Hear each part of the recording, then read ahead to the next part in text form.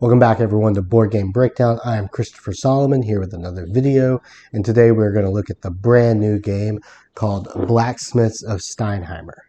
So before we move on, if you are going to want to watch a slightly shorter video that's maybe around 3 minutes and get a broad overview of this game, you can click this link here for our burst version.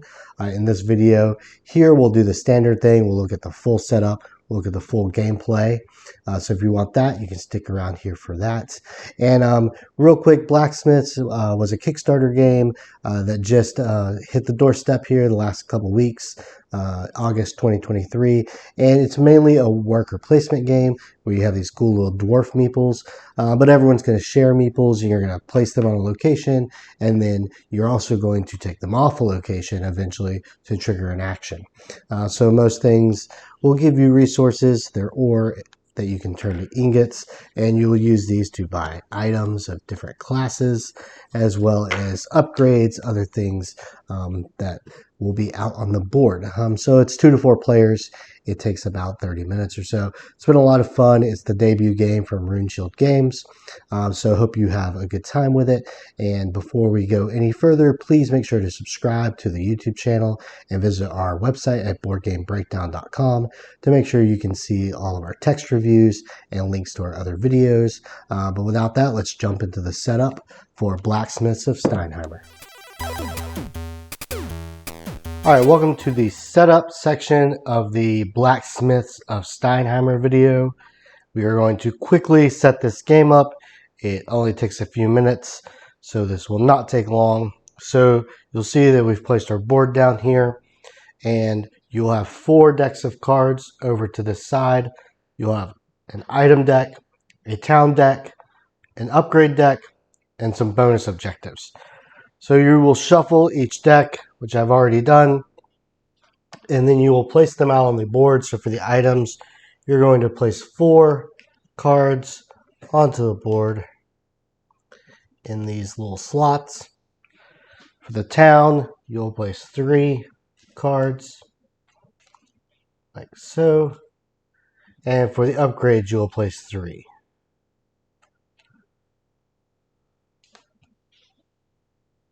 For your bonus objectives, you'll take this deck, you'll shuffle them up, you'll draw 2, and you'll place them out where everyone can see them.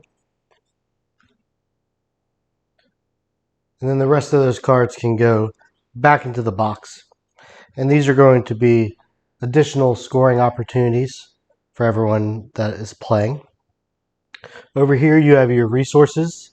They can just go into one big pile, or you can sort them out. We have some ore on one side, and we have ingots on the other. And they are made up of 4 different resources. You have iron, silver, gold, and mithril. Then you have your coins here that you place in a pile. And then you're going to take 3 of the dwarf meeples, which are fantastic looking meeples, by the way. Look at these guys. But you'll take 3 of them, and you'll always place 1 on the furnace, 1 on the silver mines, and 1 on the market. Then each individual player, so if we're setting up a 2-player game, they will each get 1 dwarf.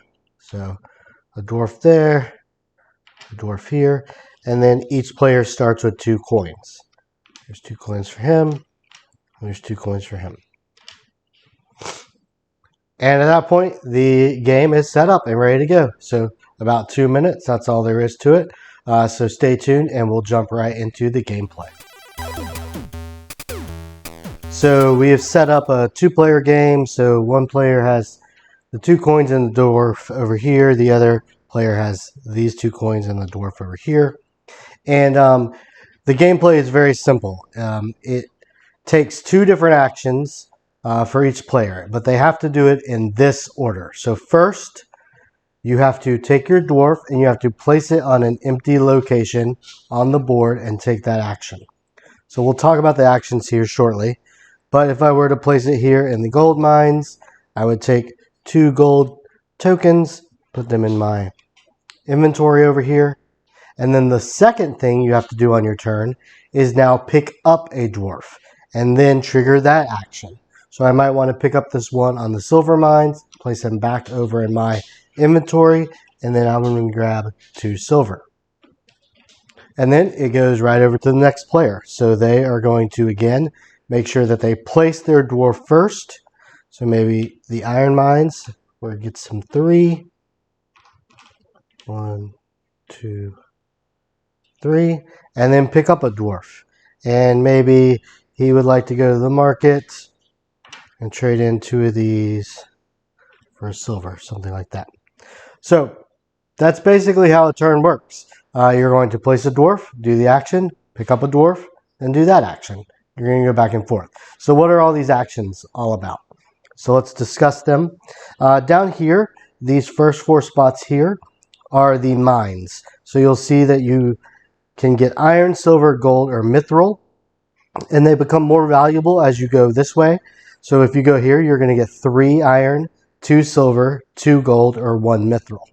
So the mithril are obviously the most valuable. But you can also go to this market spot, and it will tell you here that you can trade in 2 of a lesser value to get 1 of the higher value. So that is what I did here, where I turned in 2 iron, and I was able to get 1 silver back. But you can also trade down, so you could turn in 1 of a higher value and get 2 of the lower value. So let's pretend I went there. I could trade in 1 gold and work my way down and get 2 silver back. So kind of lets you trade in low value for lesser high value, or the other way around. And then the last spot on this bottom is the furnace. And you will notice that these resource tokens are double-sided. This side is for ore, this side is for ingots. So when you go to the furnace, you're going to turn an ore into an ingot. And the way the rules work with that is, by default, you can trade 1 type of resource. So in this case, gold. I could trade all of my gold ore into gold ingots. There's not like a limit there on what you can do. But I could not go to the furnace and trade all of my gold and my silver in for ingots. You can only do 1 type of resource. Now there is a card that we'll talk about later that allows you to do that, but just on the base setup and starting the game, you can only do 1 sort of resource at a time.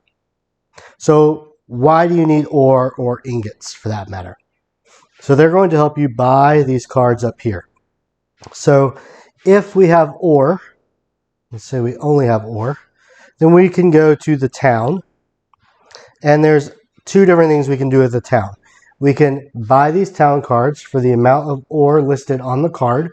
So I'll show you right here, like this one needs 2 mithril ore, and you will get 5 victory points.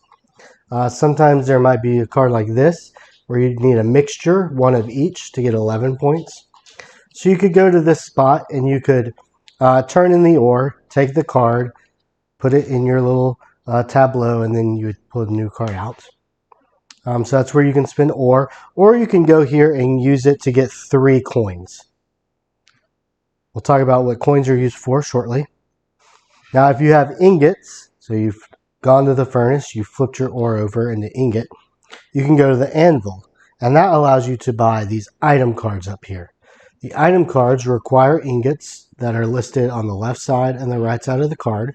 So this requires 5 ingots of mithril, but sometimes the cards require a combination of things. So this is mithril and silver. And when you buy them, you will get this amount of victory points. And same thing, you would purchase those, put them in your tableau, flip over a new item card. Now, lastly, you could go to the Blacksmith Guild here, and you can use your coins, so these tokens, and you can buy any of these cards out here.